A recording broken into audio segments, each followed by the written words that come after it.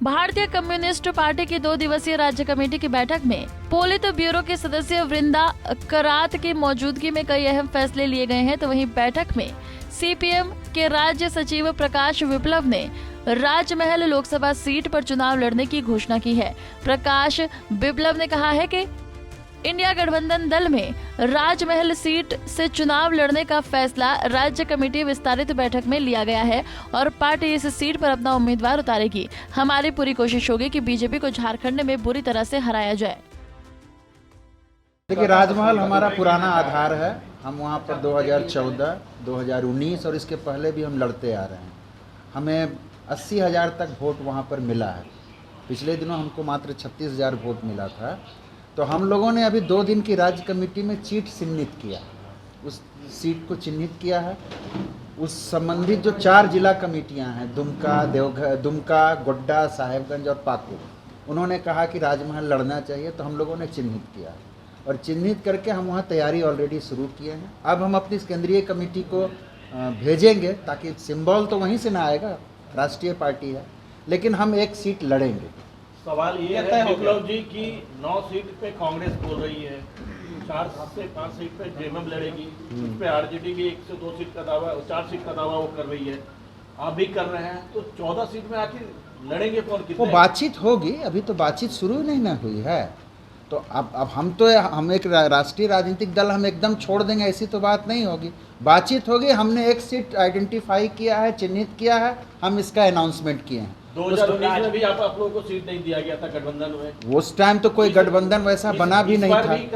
उसी गठबंधन की बात हो रही है। अभी वो गठबंधन झारखंड में, अभी वो गठबंधन की कोई इस चुनाव के मुद्दे पर बैठक नहीं हुई है। गठबंधन का झारखंड में 2 ही प्रोग्राम अब तक हुआ है। एक हुआ मणिपुर के सवाल पर, जहाँ पर मणिपुर पर जो महिलाओं पर अत्याचार हो रहा था उसके विरोध में हुआ, और दूसरा हुआ एचईसी को बचाने के सवाल पर इंडिया गठबंधन का राजभवन मार्च हुआ।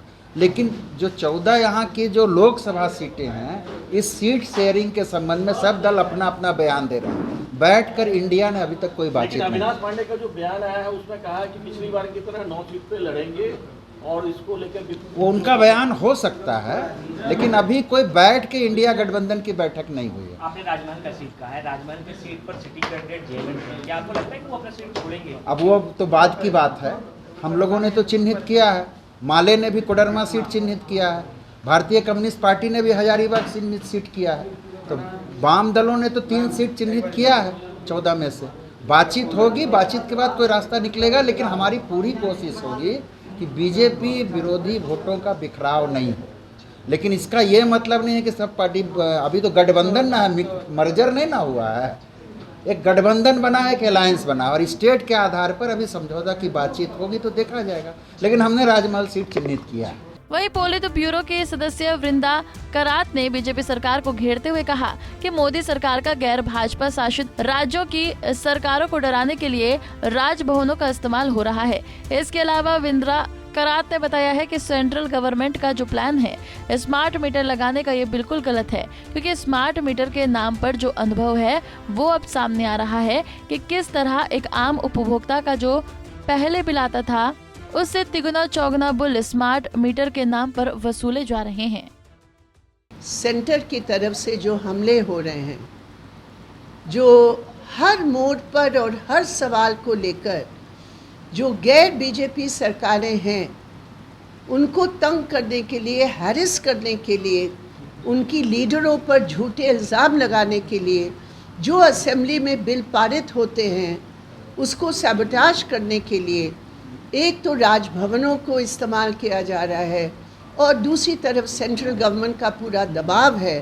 तो इस पर भी हमने बहस की और ये तय हुआ कि इसके संबंध में जो फेडरल कैरेक्टर है हमारा कॉन्स्टिट्यूशन का, उस पर जो मोदी सरकार का हमला है उसके खिलाफ भी हमें आगे बढ़ने की ज़रूरत है। और किसान मज़दूरों का एक बहुत बड़ा प्रोग्राम होने जा रहा है, दलितों का भी एक बहुत बड़ा प्रोग्राम दिल्ली में होने जा रहा है। उसके समर्थन में हमारी पूरी पार्टी जुटेगी, ये भी हम लोगों ने फैसला लिया। इसके अलावा जो और कुछ मुद्दे आए, मिसाल के तौर पर अभी सेंट्रल गवर्नमेंट ने ये जो स्मार्ट मीटर का जो प्लान बनाया लगाने के लिए, ये बेहद गलत है, क्योंकि स्मार्ट मीटर के नाम पर जो अनुभव सामने आ रहा है वो ग्राहकों के लिए बहुत परेशानी हो रही है। एक तो उनको प्रीपेड बिल देना पड़ रहा है, पैसा पहले जमा करना पड़ रहा है, और दूसरी बात वो मीटर का चेकिंग किस रेट पे हो रहा समझ में नहीं आ रही है, क्योंकि वही जितना खपत थी पहले उतना ही खपत है, लेकिन बिल 2 गुना 3 गुना बढ़ के जा रहा है। तो ये सरकार बोलती है कि चोरी के खिलाफ हमें इसलिए मीटर लगा रहे, हकीकत ये है कि बड़े चोरों का साथ देने के लिए ये मीटर लगे हुए हैं ताकि जनता का जेब खाली किया जाए।